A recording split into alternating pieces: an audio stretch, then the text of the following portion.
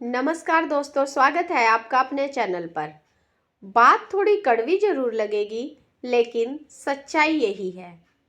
सास बोली, इतने साल हो गए शादी को, लेकिन इसे अपना घर क्यों नहीं समझ पाई। बहू बोली, आपने मुझे अपना कभी माना ही नहीं, घर के सारे काम तो मुझसे कराए, लेकिन जब बात घर के अहम फैसले लेने पर आई तो आप सब कमरा बंद कर लेते हो और मुझे बाहर चाय और खाना बनाने के लिए कह देते हो। सास दो प्रकार की होती हैं, एक बहू की और एक दामाद की। जितना सम्मान और प्यार दामाद को मिलता है, उतना बहू को क्यों नहीं मिलता। जबकि दामाद तो आकर 4 दिन रहकर सेवा करवा कर जाता है, पर बहू तो हमेशा आपके घर में रहकर आपकी सेवा करती है। अगर दामाद आपकी बेटी को खुश रखता है तो बहू भी आपके बेटे को खुश रखती है। फिर यह भेदभाव क्यों? मेरे रोंगटे खड़े हो गए जब एक बाप ने अपनी बेटी की विदाई के समय अपने दामाद से कहा कि अगर तुम्हारा दिल मेरी बेटी से भर जाए या तुम्हारे दिल में उसके लिए प्यार न रहे और तुम्हारे माँ बाप को मेरी बेटी द्वारा किए हुए काम पसंद ना आए, तो तुम्हें भगवान का वास्ता उसे मारना नहीं, उसे तकलीफ मत देना, उसे अपनी गालियों से जख्मी मत करना या तुम उसे ताने मत देना। तुम बस एक मेहरबानी करना, उसे मेरे पास ले आना, मेरी बेटी मुझे वापस कर देना, लेकिन मेरी बेटी को जलील ना करना कि वो मरने पर मजबूर हो जाए। यह शब्द सुनकर मेरी आंखों से आंसू निकल गए। मैं सिर्फ एक बात कहती हूँ, अपनी बीवियों पर जुल्म करने वालों, शर्म करो।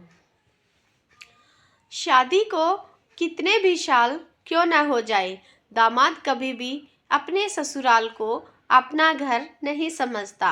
लेकिन एक लड़की शादी के 2 दिन बाद ही ससुराल को अपना घर बताना शुरू कर देती है। बात कड़वी है मगर सच्ची है। काश खुशियों की दुकान होती और हमें उसकी पहचान होती। सारी खुशियाँ खरीद कर बेटी की झोली में डाल देते, चाहे उन खुशियों की कीमत हमारी जान ही क्यों ना होती। मर्द हो तो दहेज लेने की बजाय जिम्मेदारी लेकर उसे कमा कर खिलाओ, वरना मूछें तो कुत्ते बिल्ली की भी होती हैं। जेब में रखा पेन कोई मांग ले, हम देने में हिचकिचाते हैं। ये बेटी वाले क्या जिग्र रखते हैं जो कलेजे का टुकड़ा सौंप देते हैं। और बेशरम है वो लोग जो इतनी कीमती चीज़ लेने के बाद भी कीमत मांगते हैं। दहेज सुनने में अच्छा लगता, ये बुराई ख़त्म क्यों नहीं होती? क्योंकि हम लालची लोग हैं। ये सच्चाई है। फ्री का पैसा मिलता है, साथ में बीवी और नौकरानी मिलती है। बेईमानी से ही लालच शुरू होता है। लालच में इंसान सब कुछ खोता है। बेचैनी में कभी जागता है, कभी सोता है। बुढ़ापे में पापों को सोचकर रोता है। आपकी आत्मा से परे कोई भी शत्रु नहीं है। असली शत्रु आपके भीतर रहते हैं और वो शत्रु हैं क्रोध, घमंड, लालच, आसक्ति और नफरत। बिना कहे जो शब्द सब कुछ कह जाते हैं, बिना कसूर के सब कुछ सह जाते हैं। दूर रहकर भी जो अपना फर्ज निभाते हैं, वही रिश्ते सच में अपने कहलाते हैं।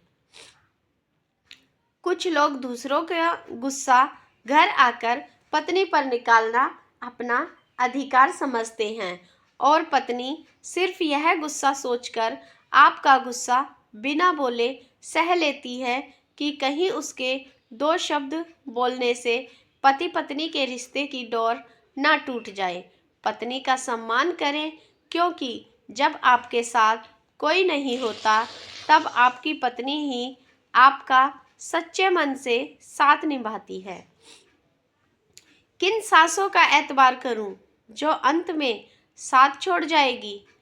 किन रिश्तों का मैं यहाँ आज अभिमान करूं जो रिश्ते शमशान में पहुंचकर सारे टूट जाएंगे?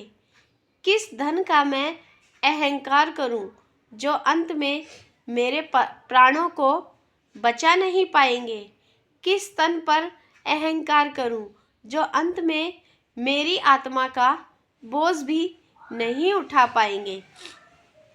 तो दोस्तों, ये थी हमारी आज की वीडियो। आपको कैसी लगी कमेंट और शेयर करके ज़रूर बताएं। तो मिलते हैं अगली वीडियो के साथ। तब तक के लिए नमस्कार, धन्यवाद। आप खुश रहें, स्वस्थ रहें, हमेशा मुस्कुराते रहें, इसी मनोकामना के